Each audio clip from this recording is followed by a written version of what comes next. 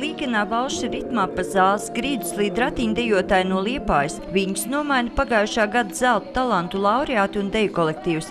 Skatītāji rindās šoreiz vairāk nekā 200 cilvēku ar īpašām vajadzībām. Šodien ir svētki un zālē valda smaidi un kopā būšanas prieks. Santa, kur ratiņkrēslā ir tikai gadu stāst, ka cilvēku attieksme pret invalīdiem pēdējā laikā esot mainījusies, taču apmeklēt pasākums tik un tā neiznāk bieži.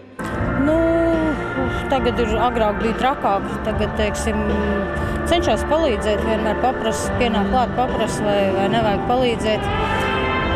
Kaut gan vienam pašam tikt, teiksim, pa ielām izbraukt, jā,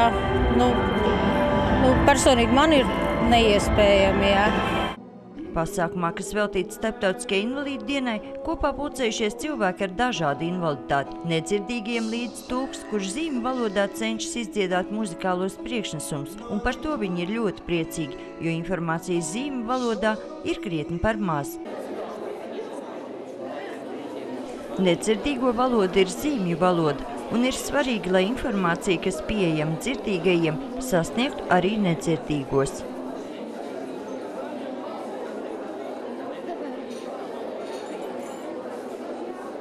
Kad koncerts izskanējis, aktīvākie izmēģina spēkus sportiskās aktivitātēs, bet rokdarbnieces izrāda savu veikumu. Es izaugu bērnu namā, pēc kara paliku bāreni. Tur mums iemācīja gan šūt, gan izšūt, gan dziedāt, gan dejot.